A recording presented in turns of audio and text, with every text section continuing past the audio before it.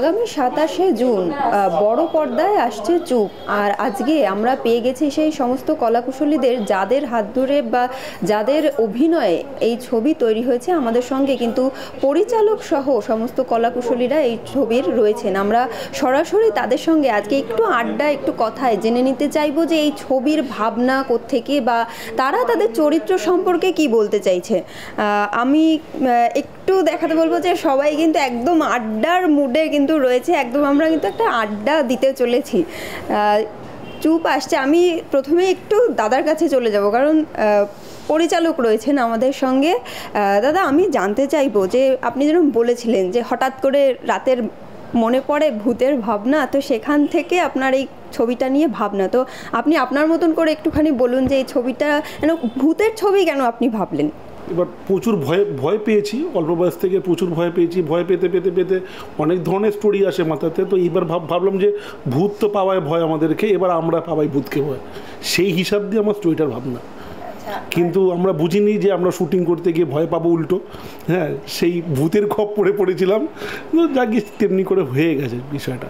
আচ্ছা, আমাদের সঙ্গে পরিচালকের সঙ্গে কিন্তু আমাদের সঙ্গে পাশাপাশি অন্যান্য কলাকুশলীরাও রয়েছেন এবং এই ছবির যারা মেন দুই ক্যারেক্টার এবং তারা তো আছেনই। এবং আমি চলে যাব একটু বরুণদার কাছে যে বলবো যে ওনার চরিত্রটা ঠিক কেমন, আর উনি এই ছবিটা করতে গিয়ে কি ভয় পেয়েছেন না ভয় দেখিয়েছেন, তো তার কীরকম অভিজ্ঞতা ছিল, চলুন চলে যাই তার কাছে সরাসরি। দাদা, এই ছবিটা করতে গিয়ে আপনি ভয় পেয়েছেন না ভূতকে ভয় পাইয়েছেন, বলবেন? না, এই ছবিটা করতে গিয়ে প্রথমে আমি সায়ন আমাদের ডিরেক্টরকে সাধুবাদ জানাই এই কারণেই, ও আমাদের কাছে সাহেব বলে পরিচিত। তো ভয় পেয়েছি, হ্যাঁ ভয় পেয়েছি কার থেকে, সবার আগে ভয় পেয়েছি ডিরেক্টরের কাছ থেকে। কেননা ও এমন একটা কঠিন সাবজেক্ট ও চুজ করেছে। দেখো, ব্যক্তিগতভাবে আমি ভূতের ছবি দেখতে আমি ভীষণ ভালোবাসি। কেননা আমার প্রথম দেখা ভালো ভূতের ছবি হচ্ছে এক্সরসিস্ট, তারপরে আমি দেখেছি ওমেন, যেগুলো দেখে হলে চমকে উঠেছি, ভয়ে চমকে উঠেছি। সেখানে অনেক কিছু ব্যাপার ট্যাপার আছে, সে হলে সেই গল্পে আর যাচ্ছি না, কিন্তু স্টিল দেন যে হঠাৎ করে একটা পরিবর্তন, যেটাকে সবাই মন দিয়ে দেখছে, হঠাৎ করে এমন একটা দৃশ্য চলে আসলো, সেটা চমকে দেয় আর কি। তো ও ভীষণভাবে চেষ্টা করেছে পরিচালক হিসাবে সেই জায়গাটা তুলে ধরার। এবং এই যে কি বলবো, হার্টকে একটা ভাবা যে সচরাচর যে গল্প হয় সেই গল্প থেকে অন্যভাবে ভাবা। আমি চাইছি না যে আমি যে চরিত্রটা করেছি, আমি বাড়ির কর্তা, আমার গিন্নি বসে আছে, আমরা বিভিন্ন ঘটনার মধ্যে দিয়ে গেছি। সেখানে আমরা প্রচুর সম্পত্তির মালিক ছিলাম, সেখানে এগুলো কেড়ে নেওয়ার ব্যাপার যেগুলো বর্তমান সমাজে রয়েছে আর কি, সেই চাপটাও আমাদের উপর ছিল। কিন্তু আলটিমেটলি যেখানে গিয়ে শেষ হচ্ছে, এটাই হচ্ছে ক্লাইম্যাক্স ছবির। দর্শকের সেটা ভীষণ ভালো লাগবে এবং আমরাও নিজেরা আবিষ্কার করব যে কোথা থেকে কি হয়ে গেল। সেটা আমি ডিটেলে বলছি না, তাহলে গল্পটা বলাই হয়ে যাবে। কিন্তু অদ্ভুত একটা ব্যাপার আমি বলছি, হ্যাঁ ভয় এবার ছবির ভয়ের কথা বলছি। একটা দৃশ্য ছিল, সেই দৃশ্যে একটা স্কেলিটন নিয়ে আমরা কাজ করছিলাম, যে সেখানে একটা ছাদের ওপরে, প্রায় 3 তলার ছাদের ওপরে স্কেলিটনটাকে সাজিয়ে নিয়ে প্ল্যানচেট করা হচ্ছে। সেইখানে সবাই খুব কনসেন্ট্রেট করে কাজটা করছে আর কি। কিন্তু হঠাৎ করে লোডশেডিং হয়ে যায়, বা জানি না লোডশেডিং কি কারেন্ট চলে যায়, কিন্তু তারপরে আবার চলে আসে। আবার একটা সময় আবিষ্কার করা যায় ওই স্কেলিটনটা, ওটাই আমার কাছে এখনও ভীষণ আশ্চর্য লাগে। হঠাৎ করে স্কেলিটনটা মনে হলো নড়ে উঠলো আর কি। সত্যি এক কাত থেকে আরেক কাত হয়ে শোয়ার যে একটা ব্যাপার আছে, সেইটা দেখে আমরা চমকে গেলাম। আমি জানি না এই পেছনে যুক্তিটা কি, কারো পায়ে লেগে বা হাতে লেগে এটা হয়েছিল কিন্তু চোখের সামনে ওইটা দেখে সবাই ভয় পেয়েছিল, শুধু আমি নয়। এবং ওই বাড়িটায় একটা অদ্ভুত ব্যাপার ছিল, বাড়িটার 3 তলার উপরে একটা সুইমিং পুল ছিল। যে হঠাৎ করে ওই সুইমিং পুলে একজন চান করছিল, হঠাৎ অল অফ আ সাডেন সেখানে কী হলো, পুরো সুইমিং পুলটা ড্রাই হয়ে গেল। মানে সেটার আমি জানি না সুইচ অফ করে দেওয়া হয়েছিল কিনা বা জলগুলো বার করে দেওয়া হয়েছিল, কেননা সাধারণত সেটা হয় না।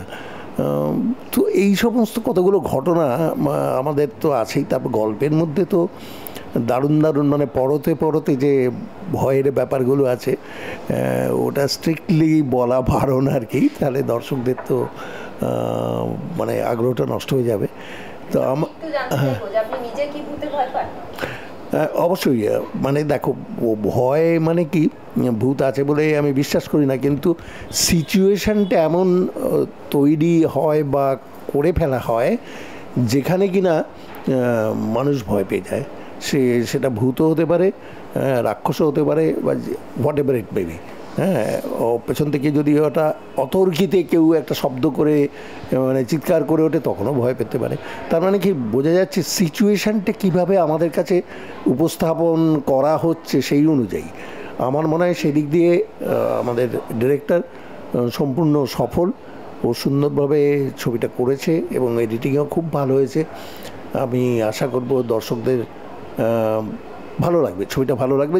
যে ধরনের ছবি বর্তমানে হচ্ছে সেখান থেকে অন্য ধরনের একটা ছবির ভাবনা আর কি, এগুলো ভালো লাগে। আমি বহুদিন ধরে অভিনয় করছি, কিন্তু সত্যি কথা বলতে কি, ওই মানে অভিনেতার যে একটা খিদে থাকে না একটা ভালো চরিত্র করার, একটা ভালো সাবজেক্ট করার, এটার না ভীষণ অভাব টালিগঞ্জে। এখন সব ফর্মুলা ছবি করে যাচ্ছে, প্রেম ভালোবাসা অমুক, আর এখন শুধু রহস্য গল্প চলছে।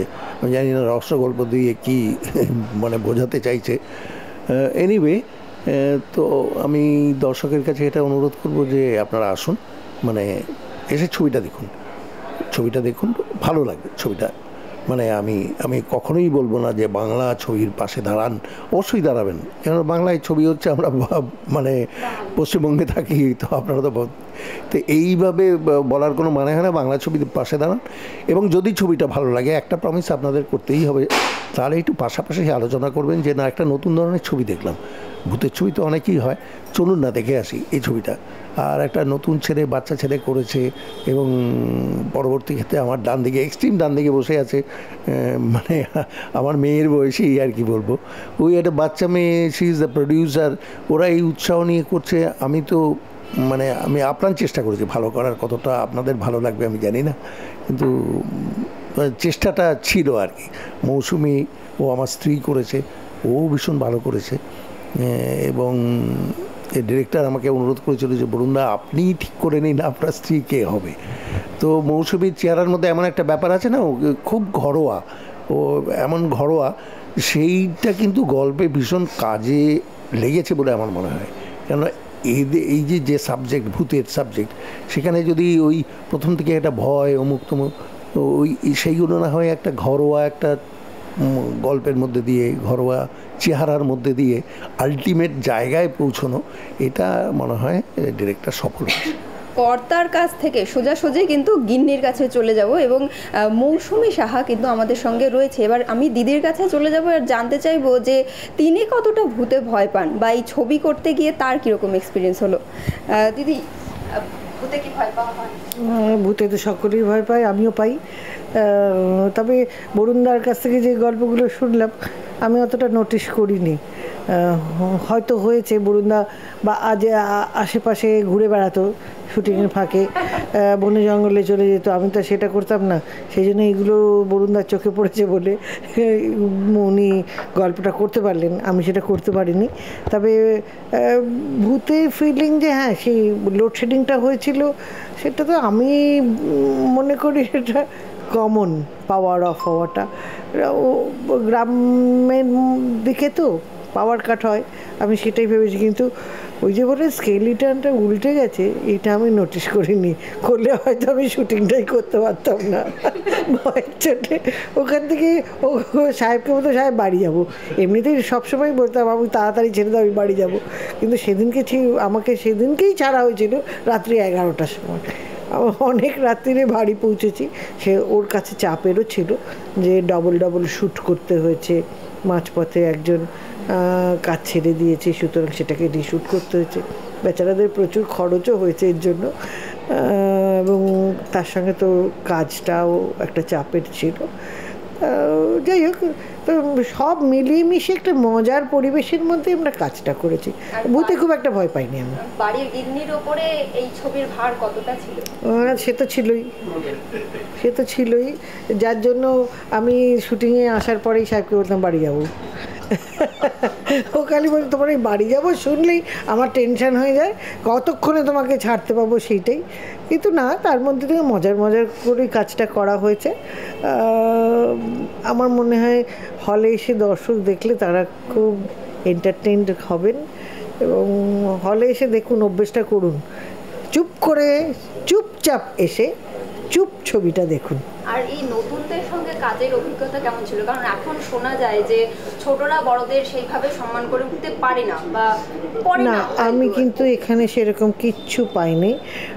নতুনরা যতটা মানে সম্মান দেওয়ার বা শ্রদ্ধা করার, সেই জায়গা থেকে একটা সিনিয়রকে কি যেভাবে এন্টারটেন করা, সেগুলো করেছে, অ্যাটেন্ড করার সেগুলো করেছে। আমাদের কখনো মনে হয়নি যে আমার এটার অভাব, কি এটা মানে না চাইতেই সবটাই পেয়ে গেছি। সুতরাং সেখানে আমার বলার অপেক্ষা রাখে না। টাইমে গাড়ি গেছে, নিয়ে এসছে, ঠিক টাইমে গাড়িতে পৌঁছেও দিয়েছে। খাওয়া দাওয়া সবটা মিলিয়ে যেটা হয় আর কি জেনারেলি, যে অনেক জায়গায় অনেক শুটিংয়ে এরকমও হয়েছে যে খাবার পাইনি, হয়েছে, কিন্তু সেই ক্ষেত্রে এদের কোনো রকমের কোনো ত্রুটি আমি পাইনি। মিথ্যে কথা কেন বলবো আপনাদেরকে, মানে খুব ঘরোয়া পরিবেশে, বন্ধুত্বপূর্ণ পরিবেশে আমরা কাজটা করেছি। তাই ভূত, তুমি চুপ করেই থাকো। আমরা সরাসরি চলে আসবো ছবির নায়িকার সঙ্গে। তার কিরকম এই এত গুণী মানুষদের সঙ্গে কাজ করে কিরকম এক্সপিরিয়েন্স হলো, চলুন সরাসরি তার কাছেই চলে যাই। তুমি একটু তোমার ছবিতে কাজ করার এক্সপিরিয়েন্সটা বলো। হ্যাঁ, সবার আগে আমি বলছি যে এই যে দুজন মানুষ যে আছে না, এনাদের সাথে না আমি প্রথমত আপনি করে একদম বলি না, তুমি করে বলি।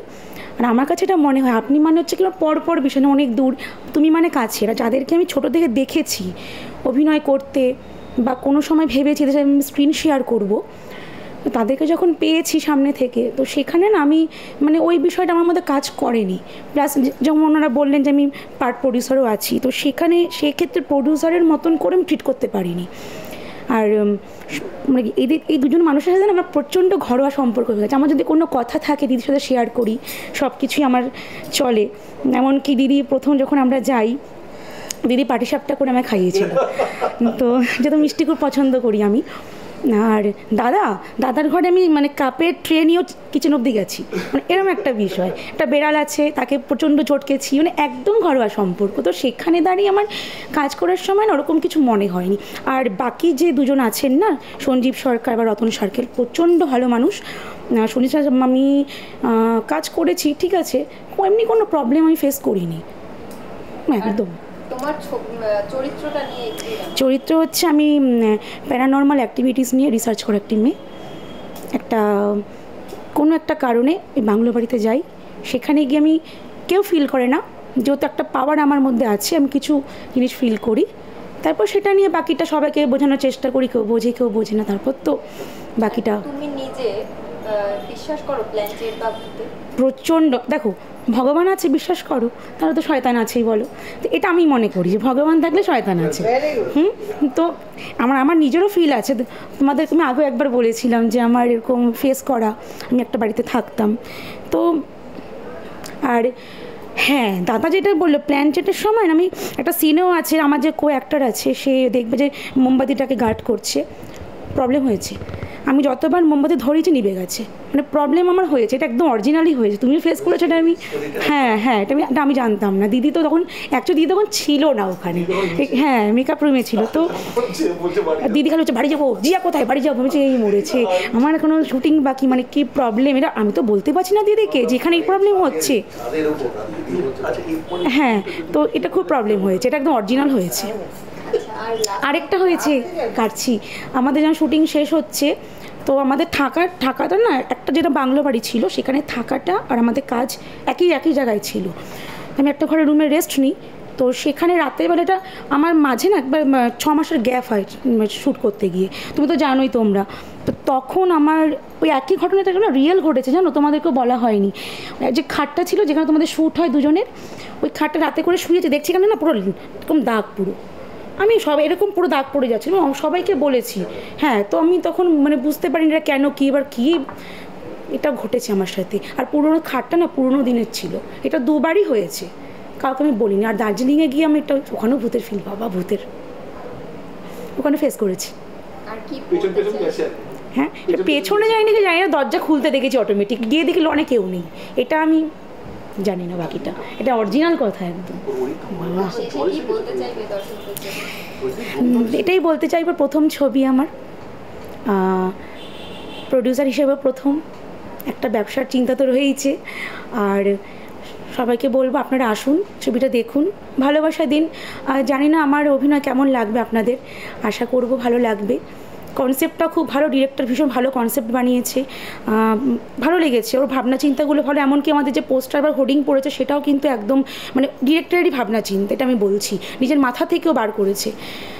তো আসুন আপনারা, বারে বারে না সত্যিটা বলতে ভালো লাগে না, হলে আসুন, বাংলা ছবির পাশে থাকুন, সত্যিটা বলতে ভালো লাগে না, তো পাশে থাকুন। আর এর থেকে কী বলবার, খুব হ্যাঁ।